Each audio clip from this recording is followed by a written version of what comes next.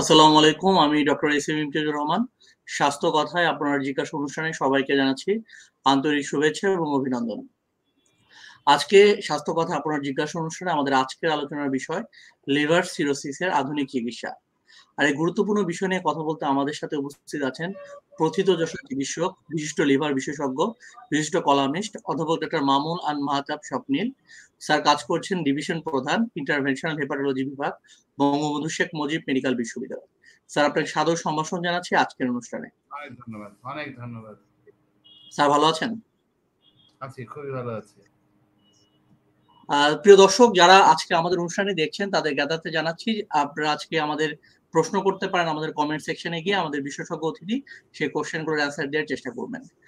Sir আপনি জানেন যে American association for the study of the liver disease এই মে মাসে 2021 তাদের একটা জার্নালে আর্টিকেলে প্রকাশ করেছে global epidemiology of CLD chronic liver disease এর ক্ষেত্রে পৃথিবীতে যতগুলো কারণে মানুষ মারা যাচ্ছে তার মধ্যে লিভার সিরোসিসকে 11তম রোগ হিসেবে ধরা হচ্ছে এবং ধারণা করা হচ্ছে 5 থেকে 10 বছরের মধ্যে এই রোগটি আরো সামনের দিকে এগিয়ে যাবে। তা আমাদের দেশের পার্সপেক্টিভে স্যার যদি একটু বলতেন যে এর সংখ্যাটি কেমন, স্ট্যাটিস্টিক্সটি কেমন আমাদের দেশে বর্তমানে? দেখুন, আমাদের দেশে কোভিড পূর্ববর্তী যে ডাটাগুলো আমাদের হাতে আছে, এটা বিশ্ব স্বাস্থ্য সংস্থা স্বীকৃত উপাত্ত। সেই অনুযায়ী বাংলাদেশে প্রতি বছর প্রায় 20,200 জন মানুষ লিভার রোগে আক্রান্তে মৃত্যুবরণ করেন এবং বুঝতেই পারছেন যে এদের বেশিরভাগই মারা যাচ্ছেন হয় লিভার সিরোসিস বা লিভার ক্যান্সারের কারণে বা লিভার ফেলিওরের কারণে। এখন যে মানুষগুলো লিভার সিরোসিস থেকে বা যে মানুষগুলো লিভার ক্যান্সার বা লিভার ফেলিওর হয়, তাদেরও কিন্তু অধিকাংশই লিভার সিরোসিস থাকে এবং লিভার ক্যান্সার, লিভার ফেলিওর এগুলো লিভার সিরোসিসের কমপ্লিকেশন হিসেবে চিহ্নিত। অতএব যদি খুব উদারভাবে চিন্তা করেন, বাংলাদেশে 20,000-এর আশেপাশে মানুষ প্রতি বছর কোভিড পূর্ববর্তী সময়ে লিভার রোগের জটিলতা আক্রান্ত মৃত্যুবরণ করছেন মতো লিভার সিরোসিস থেকে। এখন কোভিডকালীন সময় যখন সারা পৃথিবীর অন্যান্য দেশের মতো আমাদের দেশের স্বাস্থ্য খাত মূলত কোভিড মোকাবেলায় নিয়োজিত করা হয়েছে এবং সবাই আমরা সেই দিকটাই কনসেন্ট্রেট করেছি। বুঝতেই পারছেন যে কোভিড পরবর্তী সময় বা কোভিড এপিডেমিক চলাকালীন আজকের এই সময়টাতে লিভার সিরোসিস বা লিভার রোগে জড়িত মৃত্যুর সংখ্যাটি পৃথিবীর অন্যান্য দেশের মতো বাংলাদেশে বেড়েছে বই কমেনি, সেটাই স্বাভাবিক। জি স্যার, অসংখ্য ধন্যবাদ স্যার। স্যার আমরা যদি প্রথমেই জানতে চাই সাধারণ দর্শকদের উদ্দেশ্যে যদি আপনি একটু বলেন স্যার যে লিভার সিরোসিস রোগটি আসলে কি এবং কি কি কারণে এই রোগটি হয়ে থাকে এ ব্যাপারে স্যার যদি একটু বলতেন। আচ্ছা, লিভার সিরোসিসটা আসলে হচ্ছে আপনার লিভারের দীর্ঘমেয়াদী প্রদাহের ফল। লিভারে যখন কোনো রোগ কমপক্ষে 6 মাস থাকে, তখন আমরা তাকে ক্রনিক হেপাটাইটিস বলি। এর নানা কারণে হতে পারে, যেমন hepatitis B virus infection, hepatitis C virus infection, fatty liver, অতিরিক্ত অ্যালকোহল কনজাম্পশন বা মদ্যপান ইত্যাদি ইত্যাদি। যে কোনো কারণেই যদি লিভারের 6 মাসের অধিক সময় ধরে প্রদাহ বা ইনফ্লামেশন চলে, তাকে আমরা ক্রনিক হেপাটাইটিস বলি। এবং যে মানুষগুলোর লিভারে ক্রনিক হেপাটাইটিস বা লিভারের দীর্ঘমেয়াদী প্রদাহ তৈরি হয়, তাদের সবার না, তাদের কারো কারো লিভারটা আরো বেশি খারাপ হয়ে যায়, লিভারের আকার আকৃতি একসময় নষ্ট হয়ে যায় এবং একটা পর্যায়ে লিভার তার স্বাভাবিক কার্যক্ষমতা হারিয়ে ফেলে, ফলে শরীরে নানা রকম সমস্যা দেখা দেয়। একেই আমরা লিভার সিরোসিস বলে থাকি। যখন জি লিভারের তার স্বাভাবিক আকার আকৃতি নষ্ট হয়ে গেল এবং লিভার তার কার্যক্ষমতা একটা পর্যায়ে হারিয়ে ফেলে। জি স্যার, অনেক ধন্যবাদ স্যার। স্যার আমাদের দেশে যে ভাইরাল ইনফেকশন আপনি হেপাটাইটিস বি এবং সি ভাইরাসের কথা বললেন, এই ক্ষেত্রে ভ্যাকসিনেশনের কি কি অবস্থা আছে সে সম্পর্কে স্যার ছোট করে যদি একটু বলতেন। দেখুন, আমাদের দেশে তো হেপাটাইটিস বির ভ্যাকসিন তৈরি হচ্ছে এবং হেপাটাইটিস বির ভ্যাকসিনটি অত্যন্ত কার্যকরভাবে হেপাটাইটিস বি কে প্রতিরোধ করে থাকে। তো ফলে যদি আমরা সবাই বি ভাইরাসের টিকাটি নিয়ে নিই, তাহলে কিন্তু আমরা বি ভাইরাস জনিত যে কোনো লিভার রোগ, তাতে লিভার সিরোসিস, লিভার ক্যান্সারই হোক কিংবা অ্যাকুট হেপাটাইটিস বা জন্ডিস বা ক্রনিক হেপাটাইটিস হোক, সেখান থেকে বেঁচে থাকতে পারি। একটা সুখের বিষয় হচ্ছে যে আমাদের সরকার গত 16 বছর যাবত আমাদের যে ইপিআই কর্মসূচি, সেই কর্মসূচিতে হেপাটাইটিস বি ভাইরাসের টিকাটি দেশের সব নবজাতক শিশুকে দিয়ে আসছে এবং যেহেতু আমাদের ইপিআই কার্যক্রমের সাফল্য প্রায় 98% মতো, অতএব আমরা ধরে নিতে পারি যে বাংলাদেশের যে নাগরিকের বয়স আছে 16 বছর, তার আর বি ভাইরাসের টিকা নেওয়ার দরকার নেই। অন্যথায় বাকি সবাই যদি হেপাটাইটিস বি ভাইরাসের টিকাটি আমরা নিয়ে ফেলি, যাদের বয়স 16-এর উপরে, তারা কিন্তু সবাই ভালো থাকতে পারবো। হেপাটাইটিস সি ভাইরাস আরেকটি ভাইরাস যেটি লিভার সিরোসিস করে থাকে, আমরা এর মধ্যে আলোচনা এনেছি, কিন্তু আনফরচুনেটলি হেপাটাইটিস সি ভাইরাসের কোনো কার্যকর টিকা এখন নেই। ফলে হেপাটাইটিস সি ভাইরাসের টিকা নেওয়ার কোনো সুযোগ নেই। জি স্যার, অসংখ্য ধন্যবাদ স্যার।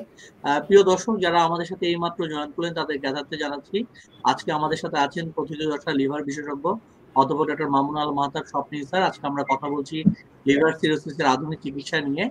স্যার একজন দর্শক আমাদের সাথে জয়েন করেছেন, চৈতন দাস। উনি বলেছেন ওনার প্রবলেম হচ্ছে অল্প পরিমাণ খাবার খেলেই পেটটা ভরা লাগে, যদিও জ্বর কখনো কখনো আসে, বমি ভাব হয়, রুচি নেই তার তার hepatitis B virus DNA negative আছে এবং SGPT 31। সে আপনার কাছে একটু সমাধান চেয়েছেন। দেখুন, আপনার যেহেতু বি ভাইরাসটা নিষ্ক্রিয় আছে, আপনার লিভারটা ভালো থাকবে এমনটাই প্রত্যাশিত, কিন্তু এমনটা নিশ্চিত নয়। অর্থাৎ যাদের বি ভাইরাসটা নিষ্ক্রিয় থাকে তাদের অধিকাংশ ক্ষেত্রে লিভারটা ভালো থাকে, লিভার সিরোসিস থাকার সম্ভাবনা থাকে না। কিন্তু লিভার সিরোসিস থাকবেই না এমনটি বলা যায় না। তবে আপনাকে আমি বলতে চাই যে আপনার বর্ণনা শুনে মনে হচ্ছে যে আপনার যে সমস্যাটি হচ্ছে সেটি অ্যাসিডিটির জন্য, আর হতে পারে আপনি খুব বেশি টেনশন দুশ্চিন্তার মধ্যে আছেন, আপনার লিভার রোগ নিয়ে, সেটাও এর কারণ হতে পারে। তারপর আপনার উচিত হবে একজন লিভার বিশেষজ্ঞকে দেখিয়ে নিয়ে নিশ্চিত হয়ে নেওয়া যে আপনার ভাইরাসটা যেমন নিয়ন্ত্রণে আছে বা মৃত, আপনার লিভারটা এরকম ভালো আছে কিনা। জি স্যার, অসংখ্য ধন্যবাদ। স্যার আমরা বলছিলাম ভ্যাকসিনেশন নিয়ে, হেপাটাইটিস বি এবং সি ভাইরাস থেকে একজন সুস্থ স্বাভাবিক মানুষ কিভাবে প্রতিরোধ করতে পারবে, যাতে এই হেপাটাইটিস বি ভাইরাস বা সি ভাইরাস দ্বারা আক্রান্ত না হয়, কি কি কাজ থেকে আমরা দূরে থাকতে পারি সেই কর্মগুলো দূরে করতে। দেখুন, হেপাটাইটিস বি এবং সি এই দুটোই হচ্ছে রক্তবাহিত ভাইরাস, অর্থাৎ দূষিত রক্ত যখন আমাদের শরীরে প্রবেশ করে তখন হেপাটাইটিস বি ভাইরাসটি বা সি ভাইরাসটি আমাদের হয়ে থাকে। কারণ অনেকেই মনে করতে পারেন যে আমি তো জীবনে রক্ত নিইনি, আমার জীবনে অপারেশন হয়, তাহলে কেন আমার হেপাটাইটিস বি বা সি ভাইরাস হলো?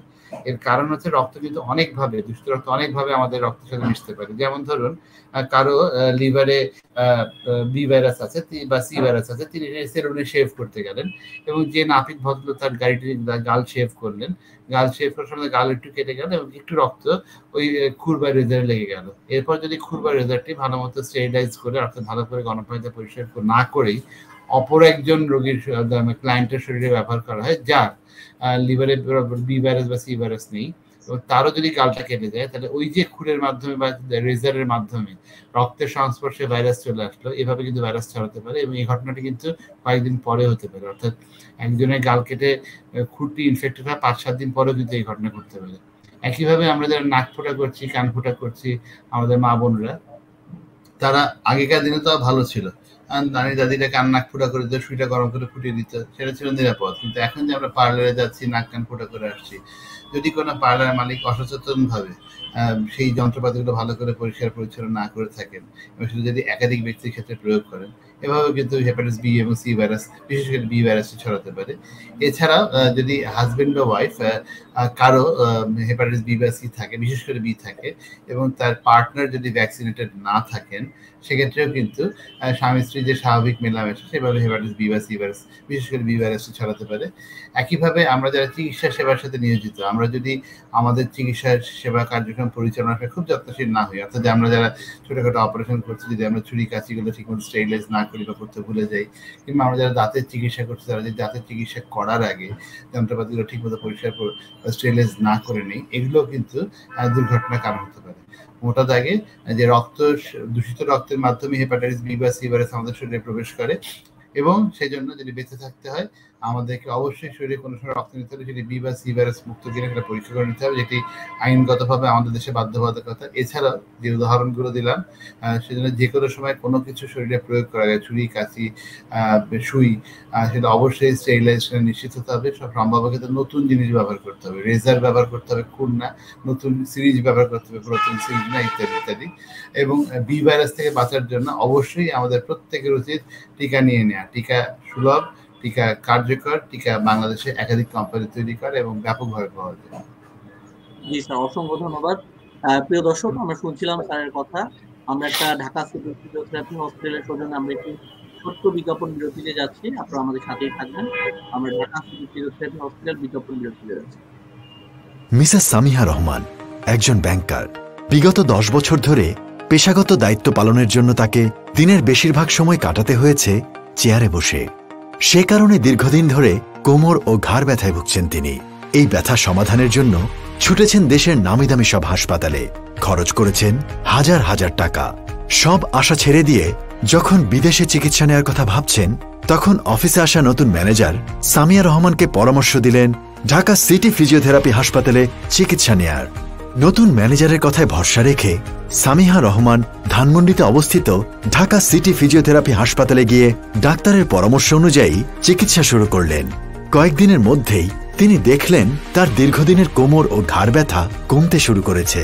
বিদেশে না গিয়ে কম খরচে দেশে চিকিৎসা করিয়ে মিসেস সামিহা রহমান যেমন সন্তুষ্ট, তেমনি দেশে হাঁটু, ঘাড়, কোমর ব্যথা ও প্যারালাইসিস রোগের আন্তর্জাতিক মানের চিকিৎসা সেবা দিতে পেরে ঢাকা সিটি ফিজিওথেরাপি হাসপাতাল গর্বিত। ঢাকা সিটি ফিজিওথেরাপি হাসপাতাল, ফিজিওথেরাপি চিকিৎসায় নির্ভরতার প্রতীক। দর্শক, কথা হচ্ছে ডাক্তার মোহাম্মদ মামুনুল মাহমুদ স্বপ্নের স্যারের সাথে আমরা আলোচনা করছিলাম লিভার সিরোসিসের আধুনিক চিকিৎসা। স্যার যেমনটি বলছিলেন হেপাটাইটিস বি ভাইরাস, এছাড়াও যারা অ্যালকোহলিক, দীর্ঘদিন যাবত অ্যালকোহল সেবন করে আসছে, আরেকটি গ্রুপ আছে যারা মনে করে যে আমি কি অ্যালকোহল খাই না তাহলে তো আমার সিরোসিস হওয়ার কোনো সম্ভাবনা নেই। Non alcoholic fatty liver disease, এটার ক্ষেত্রে আপনি বলছিলেন যে এরকম লিভার সিরোসিস হতে পারে, এই ব্যাপারে স্যার যদি ছিল। দেখুন, লিভারে যদি কোনো কারণে অতিরিক্ত চর্বি জমে তখন আমরা সেটাকে ফ্যাটি লিভার বলি। এখন এই যে ফ্যাটি লিভার বলছি যে অতিরিক্ত চর্বি জমাকে ফ্যাটি লিভার বলে, তার মানে কি লিভারে স্বাভাবিকভাবে চর্বি জমে কিনা? হ্যাঁ, লিভারের একটা অন্যতম কাজ হচ্ছে নানা কাজের ভিড়ে শরীরকে শক্তি সরবরাহ করা, এবং শরীর যখন কোনো কারণে চাপের মুখে পড়ে, ধরেন আমরা অসুস্থ হলাম, আমাদের প্রচন্ড কায়িক পরিশ্রম হচ্ছে, আমরা রোজা রাখছি ইত্যাদি ইত্যাদি সময় যখন শরীরে এনার্জি সাপ্লাই, এনার্জি ডিমান্ডটা বেড়ে যায়, তখন কিন্তু লিভার তার এই সঞ্চিত চর্বি থেকে শক্তি সরবরাহ করে শরীরটাকে সচল রাখে। এই জন্য লিভারকে আমাদের শরীরে পাওয়ার হাউস বলা হয়ে থাকে। কিন্তু যে বাংলায় একটি কথা আছে, আমি প্রায় বলি যে বেশি ভালো ভালো না, তেমনি লিভারে যখন বেশি বেশি চর্বি জমে সেটি কিন্তু লিভারের জন্য ক্ষতিকর। যেমন যে গডাউনে আপনি 1 লাখ টন চাল রাখতে পারবেন, সেখানে যদি 5 লাখ টন চাল ভরে দেন তাহলে গডাউনটা ভেঙে পড়ে যাবে, ব্যাপারটা অনেকটা সেরকম। তো এখন যখন লিভারে বাড়তি চর্বি জমে তখন আমরা যে রোগটাই বলি সেটাকে বলা হয় থাকে ফ্যাটি লিভার। ফ্যাটি লিভারের অনেকগুলো কারণ আছে, এর মধ্যে যেমন আছে ডায়াবেটিস, উচ্চ রক্তচাপ, মেদবহুল শরীর, রক্তে চর্বির বেশি মাত্রা বা লিভার কোলেস্টেরল ট্রাইগ্লিসারাইড বেশি থাকা, যেমন আছে হাইপোথাইরয়েডিজম বা হেপাটাইটিস সি ভাইরাস ইনফেকশন, যেমন আছে মহিলাদের ক্ষেত্রে পলিসিস্টিক ওভারি। তেমনি আরেকটি অন্যতম গুরুত্বপূর্ণ কারণ হচ্ছে অতিরিক্ত মদ্যপান বা অ্যালকোহল। যখন অ্যালকোহলের কারণে লিভারের চর্বি জমে তখন তাকে আমরা বলি অ্যালকোহলিক ফ্যাটি লিভার ডিজিজ। আর যখন অ্যালকোহল না খেয়ে খাবার দাবারের অনিয়ম কিংবা অন্যান্য যে রোগগুলোর নাম আমি বললাম সে সমস্ত কোনো কারণে লিভারের চর্বি জমে তখন তাকে আমরা বলি non alcoholic fatty liver disease. এখন অ্যালকোহলিক ফ্যাটি লিভার ডিজিজ এবং non alcoholic fatty liver disease যে কারণেই হোক না কেন, যদি এর ফলে অর্থাৎ লিভারের চর্বি সঞ্চিত হওয়ার কারণে লিভারে দীর্ঘমেয়াদী প্রদাহ দেখা দেয়, তাকে আমরা বলছি ন্যাশ, অর্থাৎ নন অ্যালকোহলিক স্টিয়াটোহেপাটাইটিস বা অ্যাশ, অ্যালকোহলিক স্টিয়াটোহেপাটাইটিস। অর্থাৎ লিভারের চর্বির কারণে সেটি অ্যালকোহল খেয়েই হোক বা না খেয়েই হোক, লিভারে যদি দীর্ঘমেয়াদী প্রদাহ দেখা দেয় তাকে আমরা ন্যাশ বা অ্যাশ বলি। এবং যে মানুষগুলোর লিভারে ন্যাশ বা অ্যাশ অর্থাৎ চর্বিজনিত কারণে সেটি অ্যালকোহল খেয়েই হোক আর না খেয়েই হোক দীর্ঘমেয়াদী প্রদাহ এবং হেপাটাইটিস থাকে, তাদের কারো কারো কিন্তু হেপাটাইটিস বি বা সি ভাইরাস আক্রান্ত রোগীদের মতোই লিভার সিরোসিস আক্রান্ত একটা ঝুঁকি রয়েই যায়। তো বাংলাদেশের প্রেক্ষাপটে আপনি জানেন যে যেহেতু আমাদের দেশের ডায়াবেটিসের পরিমাণ খুব বেশি, আমরা খুব বেশি ভাত অর্থাৎ কার্বোহাইড্রেট খাই, আমাদের দারুণ বদ অভ্যাস হচ্ছে আমরা খেয়েই ঘুমাতে যাই, আমরা কাজ কাম সেরে বাসায় গেলাম, আমরা সংসারে সময় দিলাম, পরিবার পরিজনদের আড্ডা মারলাম, তারপর আমরা একটু টক শো দেখলাম, একটু রাজের দিন মেরিটেরে খেয়েই ঘুমাতে চলে গেলাম। এই যে একটা বাজে অভ্যাস আমাদের, আমরা কিন্তু আগে খাই না, খাওয়ার আগে খেয়েই ঘুমাই। এই কারণে আমরা যা খাই তাই কিন্তু আমাদের লিভারে চর্বি হিসেবে সঞ্চিত হয়।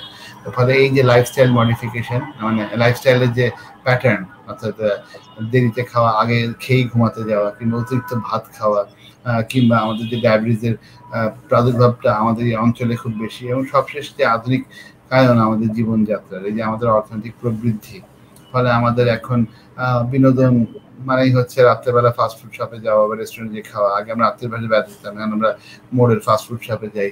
আগে আমাদের বাচ্চারা মাঠে খেলতে যেত, এখন তারা ভার্চুয়াল জগতে খেলাধুলা করতে যায়। আগে আমরা বন্ধু বান্ধবের সাথে গল্প করে সময় কাটাতাম, এখন আমরা মোবাইলে সময় কাটাই, নেটে সময় কাটাই।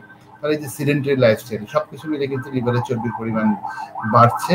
এবং সবচেয়ে বড় কথা, এই যে কোভিডের সময় আমরা দীর্ঘদিন ঘরে বন্দি ছিলাম, এবং আমরা কোভিড ঠেকানোর জন্য ইমিউন সিস্টেমকে বুস্ট আপ করতে গিয়ে 4টা করে ডিম আর 5টা করে এটা 7টা করে কেজি কেজি গরুর মাংস খেলাম, এসব করতে গিয়েও কিন্তু লিভারে অনেক চর্বি জমেছে। ফলে সব মিলিয়ে লিভারের চর্বি জমার সপক্ষে যা যা কারণ থাকতে পারে তা সবই কিন্তু আমাদের দেশে আছে। ফ্যাটি লিভারের পরিমাণ আমাদের দেশে ব্যাপক বেশি, এটাই প্রত্যাশিত। স্যার অনেক ক্ষেত্রে বাইল ডাক্ট অবস্ট্রাকশন হলে কি ক্রনিক লিভার ডিজিজ হওয়ার ঝুঁকি থাকতে পারে? একবার বলেন, কথা ঠিক বুঝতে পারিনি। বাইল ডাক্ট যদি কারো অবস্ট্রাকশন থাকে তাহলে কি ক্রনিক লিভার ডিজিজ থাকতে পারে। এটাকে আমরা সেকেন্ডারি বিলিয়ারি সিরোসিস বলি, খুব রেয়ার কারণ। লিভারসে তো অনেকগুলো কারণ আছে, এটি একটি কারণ। যেমন ধরেন কারো পিত্তথলিতে না, পিত্তনালীতে পাথর আছে এবং সেই পাথরটা পিত্তনালীকে প্রবাহকে দীর্ঘদিন ধরে বাধাগ্রস্ত করছে, অর্থাৎ তার কখনো হালকা জন্ডিস হয়, কখনো জন্ডিস খুলে যায়, কমে যায়, কারণ পাথরটা পিত্তনালীকে ব্লক করে না, ছুটে না। এই যে দীর্ঘদিন ধরে পিত্ত চলাচল বাধাপ্রাপ্ত হয়, তখন কিন্তু লিভারে পার্মানেন্ট ড্যামেজ হয়ে গিয়ে লিভার সিরোসিস দেখা যেতে পারে। এটাকে সেকেন্ডারি বিলিয়ারি সিরোসিস বলা থাকে। আরো অনেক রেয়ার কারণ আছে, যেমন উইলসন্স ডিজিজ, অটোইমিউন হেপাটাইটিস ইত্যাদি। তো আমরা এখানে যে মোটা দাগে আলোচনাগুলো করছি সেটা হচ্ছে লিভারের সিরোসিসের কমন কারণগুলো, যে সমস্ত কারণ আমরা 100 জন লিভার সিরোসিস রোগী নিয়ে যদি আজকে আমরা বাংলাদেশে বসি, 90-95 জনের মধ্যে আমরা যে কারণগুলো পাবো সেগুলো হচ্ছে 4টি কারণ। এর বাইরে আরো অনেকগুলো কারণই আছে। লক্ষণগুলো নিয়ে আমরা একটু কথা বলতে চাচ্ছিলাম যে কি কি লক্ষণ দেখা দিলে বা পেশেন্টরা দ্রুত আপনাদের শরণাপন্ন হবে, সেটা কথা যদি বিস্তারিত বলুন। দেখুন, প্রাথমিক পর্যায়ের সিরোসিসের লক্ষণ থাকে না বললেই চলে। রোগীর লিভার ড্যামেজ হয়ে গেছে, রোগী কিন্তু কিছু টের পাচ্ছেন না, এটাই খুব স্বাভাবিক। ফলে অধিকাংশ রোগী যখন আমাদের কাছে আসেন তাদের কিন্তু ডায়াগনোসিস কাকতালীয় ভাবে, যেমন কোনো একজন রোগী হয়তো কোনো কারণে একটি আল্ট্রাসাউন্ড করতে গেলেন এবং তার ডাক্তার তাকে বললেন যে আপনার লিভারে তো সিরোসিস রোগ আছে। এইভাবেই বেশিরভাগ রোগী আসেন। আর যদি লক্ষণের কথা বলেনি, তবে কারো অল্পতেই অবসাদগ্রস্ততা, পেটের ডান পাশে ব্যথা, উপর দিকে একটু পায়খানার অভ্যাস অনিয়মিত হয়ে যাওয়া, পায়খানা শক্ত হয়ে যাওয়া, এই ধরনের সমস্যা থাকতেও পারে। তবে এই ধরনের সিমটম তো আরো অনেক রোগী থাকে। ফলে এমন কোনো লক্ষণ নেই যা দেখে আমরা বলে দিতে পারবো যে হ্যাঁ আপনার লিভার সিরোসিস আছে বলে আমি মনে করছি। সমস্যা যেটা হচ্ছে যে যখন লিভার একটা পর্যায়ে খারাপ হয়ে যায় তখন লোকের লক্ষণগুলো দেখা যায়। যেমন ধরুন আপনি যে রুমটিতে বসে আমার সাথে কথা বলছেন, সেই রুমে আমি ধরে যে 4টি লাইট জ্বলছে এবং যে একটি লাইট নিভে গেল, আমরা কেউ কিন্তু খেয়াল করবো না। 2টি লাইট নিভে গেল, একটু অন্ধকার লাগবে, কখন টের পাবো? 3টি লাইট নিভে যাবে। লিভারটাও সেরকম, লিভারের কাজ একটু খারাপ হলো টের পাওয়া যাবে না, আর একটু খারাপ হলো টের পাওয়া যাবে না, একটু বেশি খারাপ হলো পেটে পানি চলে আসলো, রক্ত বমি হলো, কেউ অজ্ঞান হয়ে গেলেন, শরীরে কোনো কাছে রক্তক্ষরণ হচ্ছে, আর মানুষ অসংলগ্ন আচরণ করছে, পাগলের মতো প্রলাপ বকছে, অজ্ঞান হয়ে যাচ্ছে, নানা রকম ফুসফুসে পানি চলে আসছে, কিডনি খারাপ হয়ে যাচ্ছে, এমনি হাজারো সমস্যা দেখা দিচ্ছে, তখন আমরা টের পাই এবং ডাক্তারের কাছে আসি। এবং তখন কিন্তু অধিকাংশ ক্ষেত্রে খুব দেরি হয়ে যায়। ফলে আমরা যেটি সবসময় বলি যে লিভার সিরোসিসের রোগীদের লিভার সিরোসিসের দ্বিমুখী ধারণা থাকে, 2 ধরনের এক্সট্রিম ধারণা থাকে। একদল মানুষ আছেন যারা আসেন, তাদের কোনো লক্ষণই নেই, আমি বললাম লিভার সিরোসিস, আপনি এটা পরীক্ষা সেটা পরীক্ষা লাগবে, সিটি স্ক্যান লাগবে, এটা করেন সেটা করেন, রোগী মনে করে ডাক্তার খামাকে বাড়িয়ে বলছে আমার আসলে কোনো সমস্যাই নেই, উনি পাত্তাও দেন না, বেশিতে ফিরেও আসেন না। আরেকজন রোগী আছেন যারা জানতেন না তাদের কোনো সমস্যা আছে, মনে করছেন গ্যাসের কারণে পেটটা ফুলে গেছে, মনে করছেন আলসারের কারণে রক্ত বমি হয়েছে, এসে জানতে পারছেন যে পেটে আসলে গ্যাস না, পেটে আসলে পানি, আলসার না, লিভার আসলে সিরোসিস। এই সমস্ত কারণে তারা সিরোসিসকে ভয় পেয়ে যায়, মনে করেন সিরোসিসের কোনো চিকিৎসা নেই। সেই জন্য সিরোসিসের রোগীদের চিকিৎসার একটি গুরুত্বপূর্ণ অংশ হচ্ছে নিয়মিত ফলো আপ। অর্থাৎ যখনই সিরোসিস ডায়াগনোসিস হবে তখন কিন্তু আমরা রোগীগুলোকে 3, 6 এবং 1 বছর পর 3 মাস, 6 মাস, 1 বছর পর নিয়মিত ফলো আপে রাখি। এবং এই ফলো আপের মধ্যে যেমন আল্ট্রাসোনোগ্রাম রিপোর্ট আছে, তেমনি এন্ডোস্কোপি আছে, যে রোগীর রক্ত বমির ঝুঁকি আছে কিনা, লিভারে কোনো টিউমার ডেভেলপ করলো কিনা, পেটে পানি আসলো কিনা, লিভার ফাংশন থাকে, কিছু পরীক্ষা আছে। অর্থাৎ একজন লিভার সিরোসিসের সিমটম থাক চাই না থাক, তার যদি লিভার সিরোসিস থাকে তাকে অবশ্যই একজন বিশেষজ্ঞ চিকিৎসকের আন্ডারে ফলো আপে থাকা লাগবে।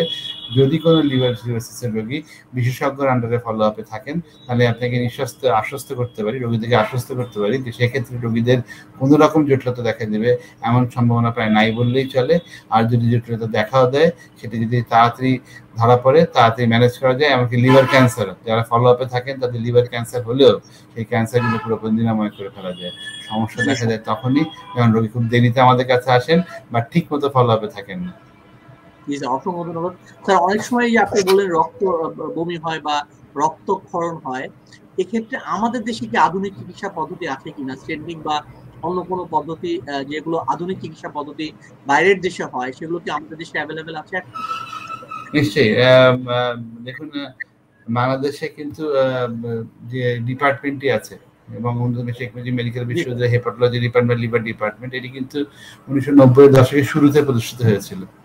এবং ভারতীয় উপমহাদেশের মধ্যে প্রথম লিভার ডিপার্টমেন্টটি প্রতিষ্ঠিত হয়েছিল ভারতের চণ্ডীগড়ে অবস্থিত পোস্ট গ্রাজুয়েট ইনস্টিটিউটে। সেটি হচ্ছে এই উপমহাদেশের প্রাচীনতম লিভার ডিপার্টমেন্ট। দ্বিতীয় প্রাচীন লিভার ডিপার্টমেন্টটি প্রতিষ্ঠিত হয়েছিল বঙ্গবন্ধু শেখ মুজিব মেডিকেল বিশ্ববিদ্যালয়ে তৎকালীন IPGMR। এখন হয়তো আমাদের দেশে প্রচুর পরিমাণে লিভার বিশেষজ্ঞ নেই, হয়তো মোট বিশেষজ্ঞের সংখ্যা সখানেক, কিন্তু লিভার রোগ চিকিৎসার ঐতিহ্যটা বাংলাদেশের দীর্ঘদিনের। এবং আপনি যদি বলছেন যে রক্তবমি যদি হয় তাহলে কি চিকিৎসা, আমাদেরকে প্রথম চিন্তা করতে হবে লিভার সিরোসিস রোগীর কেন রক্তবমি হচ্ছে। রক্তবমি কতগুলো কারণ হয়। একটা কারণ হচ্ছে তার খাদ্যনালীতে ইসোফেজিয়াল ভ্যারিক্স বলে কিছু রক্তনালী থাকে, যেগুলো ছিঁড়ে গিয়ে রক্তবমি হতে পারে। কারো কারো পাকস্থলীতে কিছু কিছু রক্তনালী ফুলে মোটা হয়ে ছিঁড়ে যায়, গ্যাস্ট্রিক ভ্যারিক্স বলে। কারো কারো পাকস্থলীতে গেভ বা গ্যাস্ট্রিক এন্ট্রাল ভাস্কুলার একট্যাসিয়া বলে একটি কন্ডিশন থাকে, তখনও রক্তবমি হতে পারে। এর প্রত্যেকটি চিকিৎসা কিন্তু বাংলাদেশে আছে। অধিকাংশ ক্ষেত্রে রক্তবমিটা হয় খাদ্যনালী বা পাকস্থলীর রক্তনালী ছিঁড়ে গিয়ে, এর জন্য হয় ব্যান্ডিং করা লাগে এন্ডোস্কোপি করে, অথবা এন্ডোস্কোপি করে গ্লু ইনজেকশন করা লাগে। এই সবগুলো হয় এবং আমি আপনাকে খুব গর্বের সাথে বলতে পারি যে আমাদের বঙ্গবন্ধু শেখ মেডিকেল বিশ্ববিদ্যালয়ে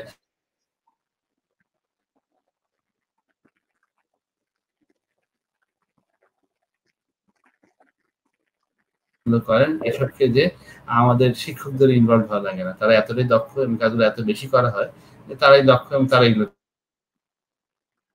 জি প্রিয় দর্শক, আমরা শুনছিলাম অধ্যাপক ডক্টর মামুনুল আলম মাহতাব স্বপ্নিল স্যার খুব গর্বের সাথে আমরা বলতে পারি যে আমাদের দেশেই এই লিভার সিরোসিসের আধুনিক যতগুলো চিকিৎসা পদ্ধতি আছে সবগুলো আমাদের দেশেই হয়ে থাকে। এটা একটা আমাদের গর্বের জায়গা এবং বঙ্গবন্ধু শেখ মুজিব মেডিকেল বিশ্ববিদ্যালয় এই ট্রিটমেন্ট গুলো আপনারা খুব সহজেই পেতে পারেন। স্যার একজন দর্শক আমাদের সাথে জয়েন করেছেন, উনি বলছেন ওনার LGBT 92 পেটে ব্যথা আছে, খেতে পারেন না উনি একটু সমস্যা সমাধান জানতে চাইছেন। উনার যেটা LGBT 92 দেখা যাচ্ছে, তাই তো? জি স্যার। এখন LGBT 92, হ্যাঁ LGBT 92 পেটে ব্যথা, এর মানে হচ্ছে LGBT যখন বেশি আমরা বুঝতে পারছি লিভারে একটি প্রদাহ আছে, কোনো কারণে লিভারে প্রদাহ আছে, আমাদের এই কারণটি দেখতে হবে। এখন লিভারের প্রদাহের বাংলাদেশের প্রেক্ষাপটে বড় কারণ তিনটি: hepatitis B virus, hepatitis C virus, যে কোনো কারণেই লিভারে চর্বি জমা, ফ্যাটি লিভার। প্রথমে দেখতে হবে যে এই ভদ্রলোকের এই কারণ তিনটির কোনটি একটি আছে নাকি। যদি সেরকম কোনো কারণ খুঁজে পাওয়া যায় তাহলে কারণের চিকিৎসাটি করতে হবে। যদি ফ্যাটি লিভার থেকে থাকে তাহলে ফ্যাটি লিভারের চিকিৎসা, যদি বি ভাইরাস বা সি ভাইরাস থেকে তার চিকিৎসা। এবং যদি সেটি করা যায় তাহলে নিশ্চয়ই এসজিবিটি নিয়ন্ত্রণে চলে আসবে, উনি ভালো থাকবেন। জি স্যার, আরেকজন দর্শক আমাদের সাথে জয়েন করেছেন, শিকদার সবুজ। ওনার ওজন 25 কেজি থেকে 61 কেজি হয়েছে। ওনার আলট্রাসোনোগ্রাফে ফ্যাটি লিভার কিছু চেঞ্জ এসছে, ওনার পিত্তথলিতেও পাথর আছে, ওনার ব্লাড সুগার লেভেলও হাই। উনি একটু জানতে চেয়েছেন কি করতে পারেন। দেখুন, আমরা যেটা দেখতে পাচ্ছি ওনার কিন্তু রক্তে চর্বি বেশি আছে এবং ওনার লিভারে চর্বি আছে। এখন তাহলে হচ্ছে যে ওনাকে যেটা করতে হবে যে লিভারের চর্বি আর যে কারণগুলো, থাইরয়েডের সমস্যা আছে কিনা, হেপাটাইটিস সি ভাইরাস আছে কিনা, ডায়াবেটিসটা একটু ভালো করে এক্সক্লুড করে এগুলো করে নিতে হবে। এখন ওনার জন্য চিকিৎসা কি? চিকিৎসা নাম্বার 1 হচ্ছে লাইফস্টাইল মডিফিকেশন বা যাপিত জীবনের পরিবর্তন। অর্থাৎ ওনাকে খাবার দাবারের ব্যাপারে সংযমী এবং সতর্ক হতে হবে। শর্করা জাতীয় খাবার, ভাত, চিনি এগুলো বিশেষ করে কমিয়ে দিতে হবে। চায়ে চিনি না খাওয়াটাই ভালো। ভাতটা পরিমাণে কম খেতে হবে। রাত্রেবেলা বিশেষ করে খেয়েই ঘুমাতে যাওয়া যাবে না। রাতের খাবার এবং ভাত খাওয়ার এবং ঘুমের মাঝখানে কমপক্ষে ঘন্টা 3 গ্যাপ দিতে হবে। তাকে চর্বি জাতীয় খাবার, fast food, fatty food avoid করতে হবে এবং তাকে সম্ভব হলে তাকে অবশ্যই সপ্তাহে 5টা দিন সময় করে আধা ঘন্টা জোরে জোরে হাঁটতে হবে। যদি তিনি এই কাজগুলো করতে পারেন তার লিভারের চর্বির পরিমাণ কমে আসবে এবং তিনি ভালো থাকবেন। পাশাপাশি তাকে আমরা তাদের রক্তের চর্বি বেশি আছে, তার চিকিৎসক তাকে ওষুধ দিয়েছেন, ঠিকই আছে, লিভারের চর্বির জন্য ওষুধ দেওয়ার প্রয়োজন আছে, সেটি বিবেচনা করতে হবে। লিভারের চর্বির জন্য এতদিন কোনো ওষুধ ছিল না, কিন্তু এখন বাংলাদেশে চলে এসেছে ওবিটাকলিক অ্যাসিড। এই ওষুধটি এখনো ফ্যাটি লিভারের জন্য ইন্ডিকেটেড না হলে যে সমস্ত বৈজ্ঞানিক জার্নালে প্রকাশনাগুলো ক্রমাগত আসছে তার থেকে আমরা দেখতে পাচ্ছি এটি লিভারের চর্বি কমানোর জন্য এবং লিভারের চর্বিজনিত ক্ষয়ক্ষতি অর্থাৎ ক্রনিক হেপাটাইটিস সিরোসিসে খুব কার্যকর। এই ওষুধটি ব্যবহার করা যেতে পারে।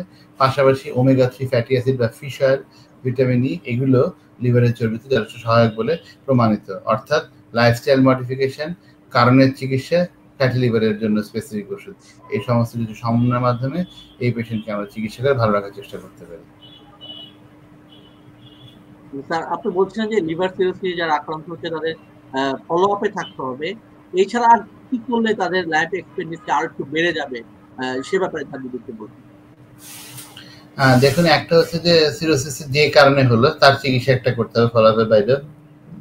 Hepatitis B virus, hepatitis C virus, fatty liver যার যেটা আছে তার সেটার জন্য চিকিৎসা করতে হবে। দ্বিতীয় যেটা হচ্ছে যে আমাদের ফলো আপ করে খেয়াল রাখতে হবে কোনো সমস্যা দেখা দিচ্ছে কিনা। যেমন যদি কারো রক্ত বমি হয় তাহলে রক্ত বমির চিকিৎসা করতে হবে, যদি কারো পেটে পানি চলে আসে তার চিকিৎসা করতে হবে, যদি কেউ অজ্ঞান হওয়ার লক্ষণ আমরা দেখতে পারি যে তিনি অজ্ঞান হয়ে যেতে পারেন, তার লিভার থেকে ব্রেন এফেক্ট করবে, তার চিকিৎসা করতে হবে। ফুসফুসে পানি আসলে, কিডনি খারাপের দিকে গেলে, এর প্রত্যেকটার জন্য চিকিৎসা আছে। রক্তবমি হওয়ার আগেই রক্তবমি হওয়ার আশঙ্কা থাকলে সেটা বন্ধ করার ব্যবস্থা নিতে হবে।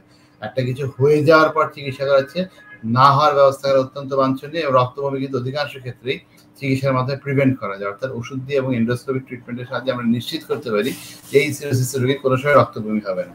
এগুলো হলো এক রকমের চিকিৎসা। তৃতীয় হচ্ছে যে যদি কারো লিভারটা ফেল করেই যায়, এত কিছু করার পরে লিভার ফেল করে গেল, এখন তাকে আমরা কি করতে পারি?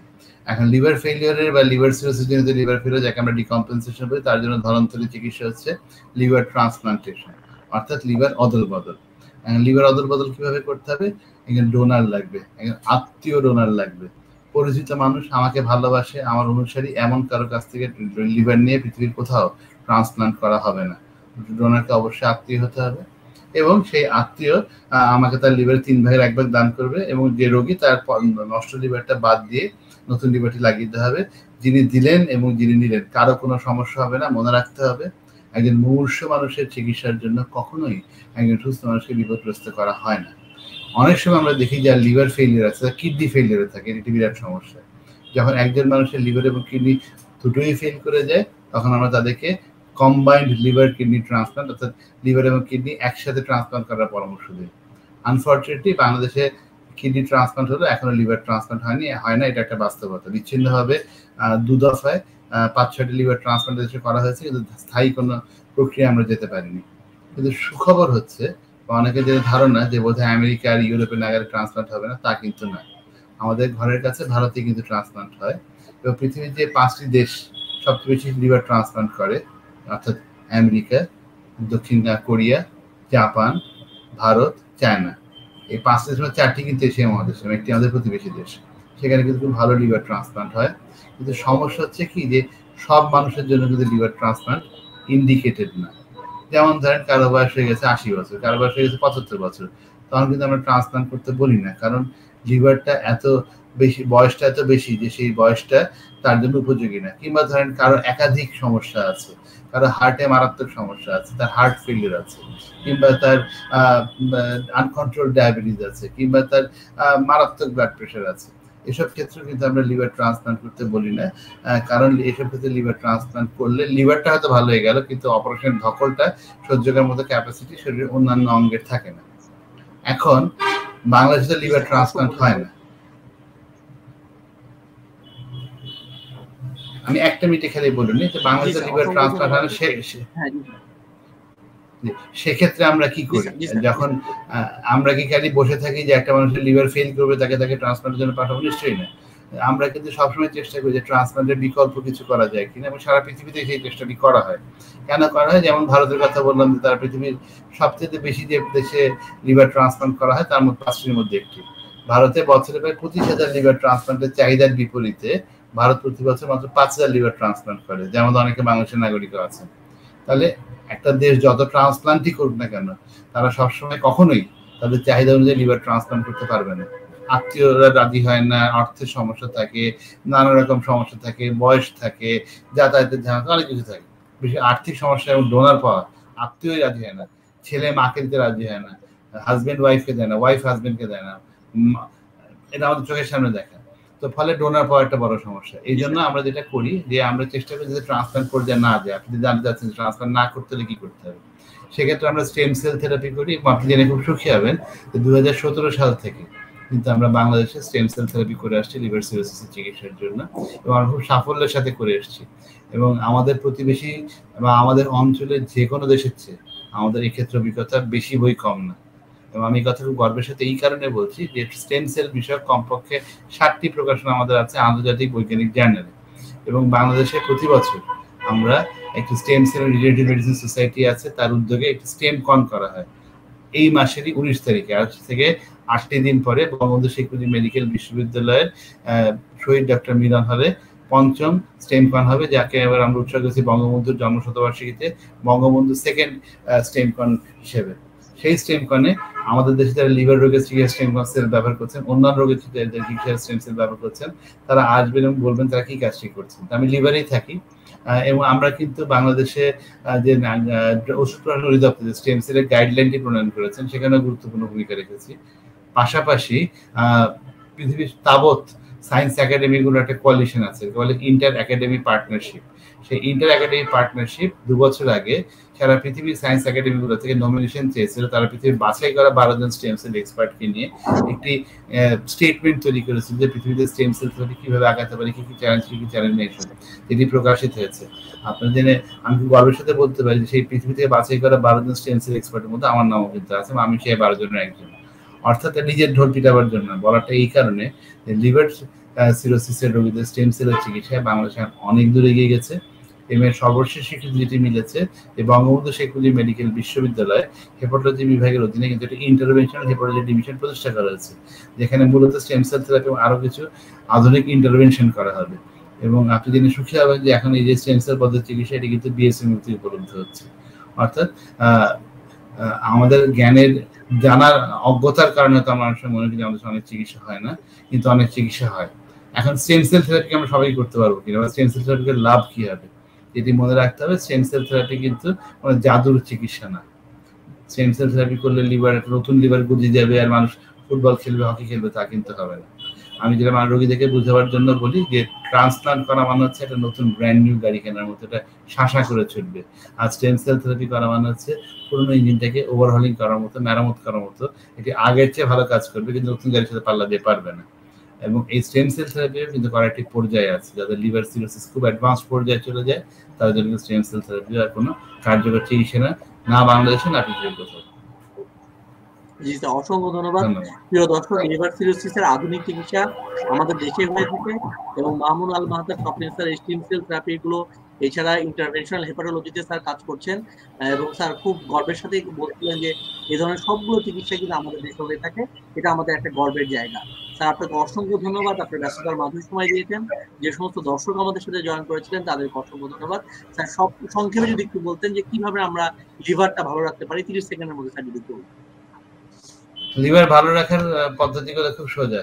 যদি আমরা ফুটানো পানি খাই বা টিউবওয়েলের পানি খাই আর বাইরে যদি খাবার খেতে বাধ্য হই, তাহলে যদি গরম খাবার খাই, তাহলে কিন্তু পানিবাহিত ভাইরাস এ আর ই ভাইরাসের সংক্রমণ হবে না। আমাদের এ আর ই ভাইরাস জন্ডিস হবে না, অর্থাৎ আমরা জন্ডিসের 90% ক্ষেত্রে ঠেকে দিতে পারবো। যদি আমরা রক্ত নেওয়ার আগে সেটা বি বা সি ভাইরাস কিনা মুক্ত কিনা দেখে নেই এবং সবাই বি ভাইরাসের টিকা নিয়ে নেই, তাহলে আমাদের আর বি ভাইরাস হবে না, অর্থাৎ আমাদের যে লিভার সিরোসিস, লিভার ক্যান্সার হবে না আমরা 70% ক্ষেত্রে নিশ্চিত থাকতে পারি। সাথে যদি আমরা নিয়মিত সপ্তাহে 5 দিন জোরে জোরে আধা ঘন্টা করে হাঁটি আর ভাতটা পরিমাণে কম খাই, চায়ে চিনি না খাই, আর রাতে খাওয়ার আগে খেয়েই ঘুমাতে না যে খাওয়ার আর ঘুমানোর আজকে 3 ঘন্টা গ্যাপ দিই, তাহলে আমাদের লিভারে চর্বি জমবে না। যদি লিভারে ফ্যাট বি ভাইরাস না থাকে আর চর্বি না জমে, লিভার সিরোসিস, লিভার ক্যান্সার হবে না, এমন কথা 90% ক্ষেত্রে বাংলাদেশে জোর দিয়ে বলে দেওয়া যায়। আর সাথে যদি পানিটা ফুটিয়ে খায়। আর আমাদের মধ্যে যাদের মদ্যপানের অভ্যাস হচ্ছে, অ্যালকোহল খাওয়ার অভ্যাস, তারা যদি মনে করেন যে আমরা খেলেও অল্প স্বল্প খাবো, যদি আমরা ধর্মীয় বিধিবিধান নাও মানতে চাই, কিন্তু আমরা বাড়াবাড়ি রকমের খাবো না, তাহলে কিন্তু অ্যালকোহল জনিত লিভার সিরোসিস আর হবে না। তো তাহলে থাকে কি, মানে যদি একটু সতর্ক থাকা যায় তাহলে কিন্তু লিভার রোগের 95% ঠেকিয়ে দেওয়া যায়। সমস্যা হচ্ছে যে আমরা বলি অনেক, শুনি অনেক, করি না কিছুই, যে কারণে কোভিড কে নিয়ন্ত্রণে মাঝে মধ্যে হিমশিম খেতে হয়, আর সেখানে লিভার রোগকে দূর করা তো বহু দূরের বিষয়, করলে কিন্তু ঠেকিয়ে দেওয়া। জি স্যার, অসংখ্য ধন্যবাদ স্যার, ভালো থাকবেন, সুস্থ থাকবেন, এই দোয়াই করি। প্রিয় দর্শক যারা আমাদের সাথে জয়েন করেছিলেন তাদেরকে অসংখ্য ধন্যবাদ, সবাই ভালো থাকবেন, সুস্থ থাকবেন। থ্যাংক ইউ, আসসালামু আলাইকুম স্যার।